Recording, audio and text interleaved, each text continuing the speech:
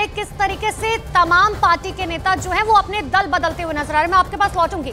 लेकिन चुनाव आयोग के सूत्रों के हवाले से बड़ी खबर आपको बता दें, 2024 के लोकसभा चुनाव 6 से 7 चरणों में हो सकते हैं। तमिलनाडु, केरल, गुजरात, हरियाणा, आंध्र प्रदेश, तेलंगाना और केंद्र शासित प्रदेशों में एक चरण में चुनाव हो सकते हैं, जबकि यूपी, बंगाल, बिहार में 6 से 7 चरण में चुनाव हो सकते हैं। महाराष्ट्र में 4 से 5 चरण में चुनाव हो सकते हैं, जबकि मध्य प्रदेश, असम में 2 से 3 चरण में चुनाव हो सकते हैं। जम्मू कश्मीर की बात करें तो विधानसभा चुनाव की घोषणा की संभावना हालांकि फिलहाल कम दिखाई दे रही है, लेकिन मौजूदा लोकसभा का कार्यकाल 16 जून को खत्म हो रहा है और उससे पहले नई सरकार के गठन की प्रक्रिया पूरी करनी ही होगी। तो ये हमने आपको बताया अलग अलग राज्यों के हिसाब से किस तरीके से जो है चुनावों की घोषणा की जा सकती है। देखिए 2019 के लोकसभा चुनाव की आप बात करेंगे तो 2019 में 7 चरणों में चुनाव हुआ था।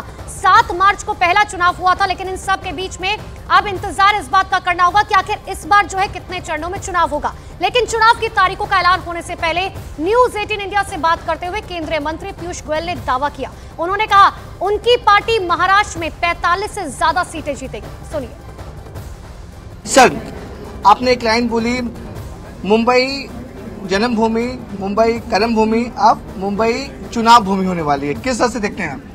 बहुत आनंदित हूँ और मुझे मौका दिया है मेरे नेताओं ने। माननीय नरेंद्र मोदी जी, माननीय अमित शाह जी का मैं कृतज्ञ आभार प्रकट करता हूँ, नड्डा जी का, देवेंद्र जी का। और बहुत उत्साह है। उत्तर मुंबई कल गया था, सबसे मिलना हुआ, लोगों से मिलना हुआ, हमारे भाजपा के नेता और कार्यकर्ताओं से मिलना हुआ। मुझे उम्मीद है कि जो 10 वर्षों से मुझे मौका मिला देश की सेवा करने का, जिसमें मुंबई के लिए भी, उत्तर मुंबई के लिए भी कई चीजें हम कर पाए, उसको और आगे बढ़ाने के लिए अब उत्तर मुंबई एक कार्य क्षेत्र भी बनेगा और उत्तर मुंबई के लिए कई सारे प्लान्स लेके मैं यहाँ पे आया। न्यूज 18 इंडिया मेगा पोल में ओपिनियन पोल आया था, उसमें बताया गया कि जो ओपिनियन पोल है वो 411, आपको 400 बोल रहे हैं, लेकिन ओपिनियन पोल 411, 400 पार कर रहे हैं। अभी तो शुरुआत हुई है मेरे मित्र। देश में जो विश्वास, देश में जो प्रधानमंत्री मोदी जी की लोकप्रियता है, उसको देखते 400 पार तो पक्का होगा। आगे क्या नंबर है वो तो चुनाव की काउंटिंग के बाद ही पता चलेगा। प्रधानमंत्री नरेंद्र मोदी जी आज हर भारतवासी के दिल में बसे और दिल की बात अब चुनाव पेटी में निकल ही आएगी। तो ओपिनियन पोल में महाराष्ट्र के 41 प्लस आ रहे हैं, महाराष्ट्र में 45 प्लस होगा। मुंबई की 6 की 6 सीट, थाना और आसपास की सभी सीटों पे clean sweep Bharatiya Janata party और हमारे मित्र पक्ष एनडीए की विजय पक्का है। पीयूष गोयल का ये बड़ा दावा है कि महाराष्ट्र में 45 सीट और पूरे देश में 407 सीटें एनडीए को मिलने वाली हैं।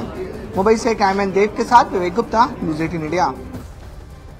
तो भारतीय जनता पार्टी साफ तौर पर कह रहे हैं कि कश्मीर से लेकर कन्याकुमारी तक जितनी भी सीटें हैं हम जीतने वाले हैं। मेरे सहयोगी लगातार रिफत मेरे साथ बने हुए हैं।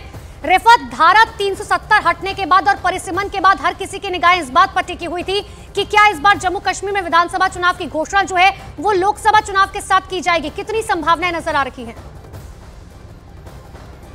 देखिए, बिल्कुल कम संभावनाएं नजर आ रही हैं, क्योंकि यहाँ पे हालांकि इलेक्शन कमीशन की टीम पहुंची, लेकिन ऐसा नहीं लग रहा है कि असेंबली के इलेक्शंस का ऐलान किया जाएगा, बल्कि पार्लियामेंट इलेक्शंस के लिए यहाँ पे तैयारी जोरों पर है।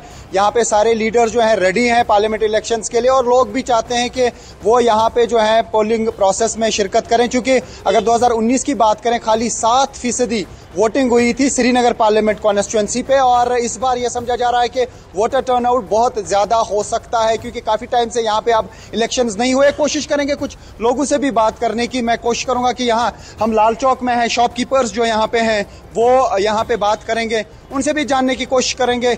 आपसे मैं जानना चाहूंगा, आप बताइए कि बिगुल अब बजेगा आज, यानी आज डेट्स का अनाउंस किया जाएगा कि पार्लियामेंट इलेक्शंस की जो डेट है कितने फेजेस में होगा, कब कब होगा, आप क्या बताएंगे? जम्मू कश्मीर में भी पार्लियामेंट इलेक्शंस होंगे, लेकिन शायद असेंबली के इलेक्शंस नहीं होंगे, यानी वो उसका ऐलान नहीं किया जाएगा। रिफत सर, हम ये कहना चाहते हैं कि पार्लियामेंट इलेक्शन के साथ साथ यहाँ के असेंबली इलेक्शन भी जरूरी होनी चाहिए, ताकि लोगों की जो शिकायत है, लोगों के काम जो है वो निकल पड़े। एक अवामी हुकूमत आएगी, हमारी लोकल गवर्नमेंट बनेगी, तो हमारे लिए वो फायदेमंद साबित होगी। बिल्कुल। तो आपका नाम?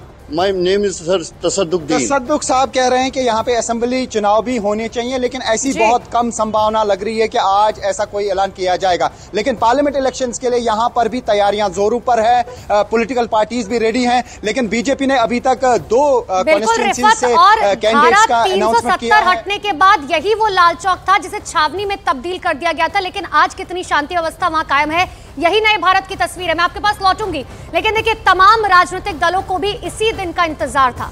आज तारीखों का ऐलान हो जाएगा और उसके बाद सियासी पार्टियां और उम्मीदवार अपनी पूरी ताकत इस रण में झोंक देंगे। सब लोग इंतजार कर रहे हैं कि जल्द से जल्द चुनाव की तारीख घोषित हो और पूरी पार्टी अपनी तैयारी के साथ खड़ी है और मजबूती के साथ उत्तर प्रदेश के अंदर चुनाव होगा और इंडिया गठबंधन जीतेगा निश्चित तौर से, क्योंकि आम जनता, आम लोग परेशान हैं, दुखी हैं। पूरे उत्तर प्रदेश की 17 सीट बाकी हैं, केवल अमेठी रायबरेली ने 17 सीट बाकी हैं और एक साथ घोषित होंगे। हमारा 2 ही मुद्दा है, एक तो है 1 फेज में वोट चाहिए, 1 फेज में वोट चाहिए, क्योंकि हमारा जो स्टेट को जो सिचुएशन है completely fully peaceful democratic situation in West Bengal, हम लोग एक ही फेज में इलेक्शन चाहते हैं। अब देखिए ये पिछले असेंबली इलेक्शन के वक्त वो 8 दफा में वोट किए थे, क्या रिजल्ट हुआ? तृणमूल कांग्रेस से जीत गया था। दिस टाइम हम लोग एक ही फेज में वोट चाहते हैं। तो आज चुनाव की तारीखों का ऐलान कर दिया जाएगा। हर किसी को इस बात का इंतजार है कि आखिर चुनाव की वो तारीखें क्या होंगी, क्योंकि 2024 के इस महारण में तमाम राजनीतिक पार्टियां जो हैं वो चुनावी बिगुल फूट चुकी है। एक तरफ भारतीय जनता पार्टी की बात करें, प्रधानमंत्री नरेंद्र मोदी पिछले 10 दिनों से लगातार तमाम राज्यों में जो है चुनावी रैलियां कर रहे हैं। दूसरी तरफ कांग्रेस की बात करें तो कांग्रेस के राहुल गांधी भारत जोड़ो न्याय यात्रा के जरिए ये कोशिश कर रहे हैं कि जनता तक किस तरीके से कांग्रेस की बात पहुंचाई जाए। और मेरे अलग अलग सहयोगी लगातार मेरे साथ बने हुए, विक्रांत मेरे सहयोगी मेरे साथ जुड़ चुके हैं। विक्रांत, अगर इलेक्शन कमीशन की बात करें तो इलेक्शन कमीशन के सामने हर साल सबसे बड़ी चुनौती ये होती है कि आखिर वोटर को किस तरीके से जो है पोलिंग बूथ तक पहुंचाया जाए, और ये कोशिश भी की जाती है इलेक्शन कमीशन की तरफ से। इस बार इलेक्शन कमीशन की क्या तैयारियां हैं इस कैंपेन को लेकर?